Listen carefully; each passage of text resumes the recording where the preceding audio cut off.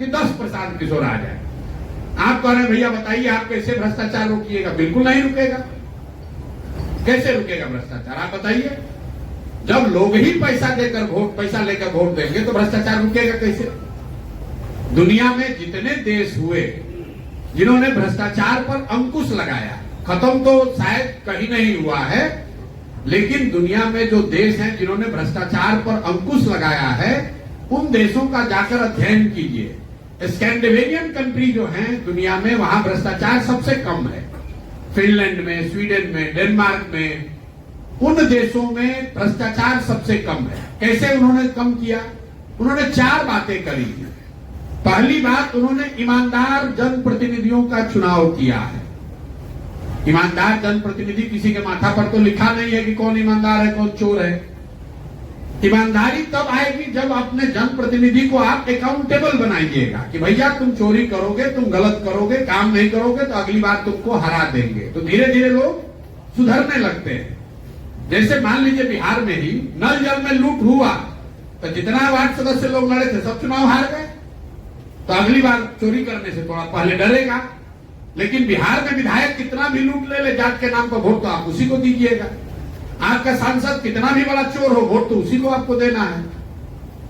उन देशों ने अपने जनप्रतिनिधियों को अकाउंटेबल बनाया, अच्छे लोगों को चुना। दूसरा उन्होंने काम क्या किया कि सत्ता और संसाधन का बड़े पैमाने पर विकेंद्रीकरण किया। बिहार में आप और हम सुनते हैं अफसरशाही बहुत है। क्यों? क्योंकि मुख्यमंत्री और उनके अगल बगल के 4 अफसर ही पूरा राज्य चला रहे हैं।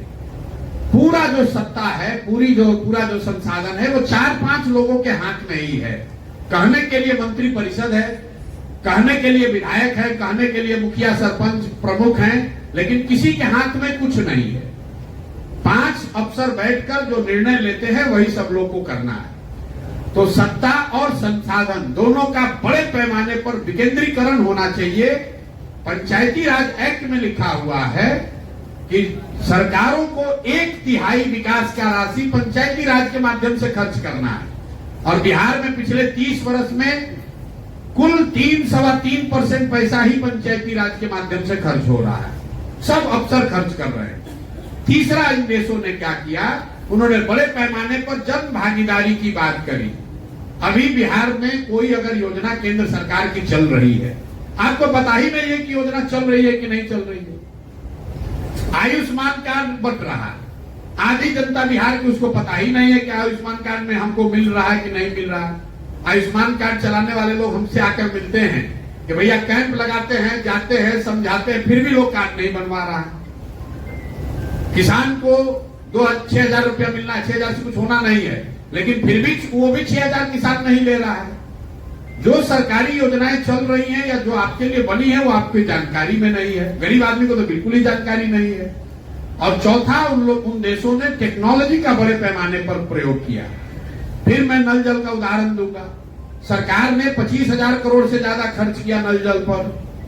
अगर सरकार ने 200-300 करोड़ रुपया लगाकर, जैसे बिजली का स्मार्ट मीटर लगा रहे हैं, वैसे अगर नल जल में भी स्मार्ट मीटर लगा होता तो पटना में बैठकर सरकार को ये जानकारी होती कि कितने बजे मीटर ऑन हुआ, कितना पानी निकला, कितना पानी किसने कंज्यूम किया। तो ये 4 चीज करके ही भ्रष्टाचार पर अंकुश लगाया जा सकता है। पहला, सही प्रतिनिधियों का चुनाव। दूसरा, बड़े पैमाने पर सत्ता और संसाधन का विकेंद्रीकरण। तीसरा, जन भागीदारी। और चौथा, टेक्नोलॉजी का प्रयोग। इन चारों के समायोजन से भ्रष्टाचार पर अंकुश लगाया जा सकता है, खत्म नहीं किया जा सकता है। कोई आकर कह रहा है नेता, अरे हमको वोट दे दो, हम आएंगे सब ठीक कर देंगे, तो आपको सिरे से मूर्ख बना रहा है या खुद बड़ा मूर्ख है। ये संभव नहीं है। आपने देखा इस देश में जन लोकपाल का नाम आया कि ये कानून बनेगा, देश से भ्रष्टाचार खत्म हो जाएगा। जो लोग इसका आंदोलन किए वही लोग भ्रष्टाचार में जेल में गए हैं।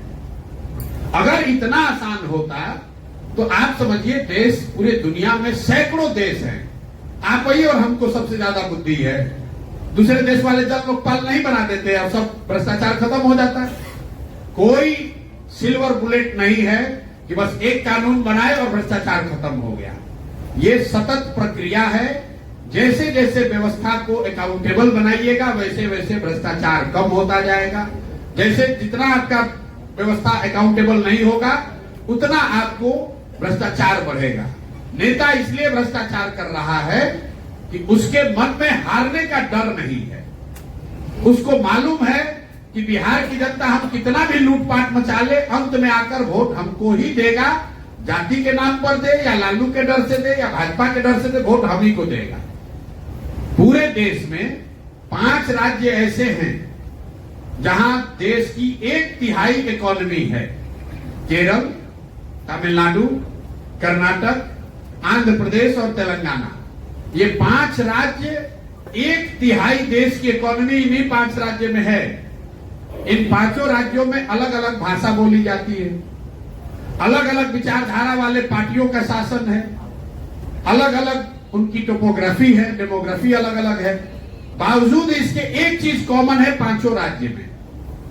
5 राज्य में कॉमन यह है कि पिछले 78 साल में कोई भी नेता वहां 10 वर्ष से ज्यादा लगातार मुख्यमंत्री बना ही नहीं है।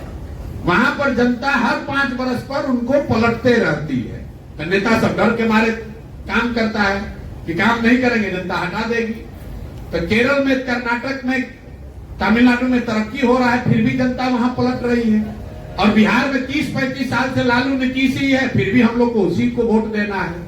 तो भाई कैसे सुधार होगा? नहीं सुधार होगा। अगर सुधार चाहिए तो नेताओं को के मन में आपको वोटर क्या डर बैठाना पड़ेगा कि भाई काम नहीं करोगे तो तुम्हारे खिलाफ वोट करेंगे।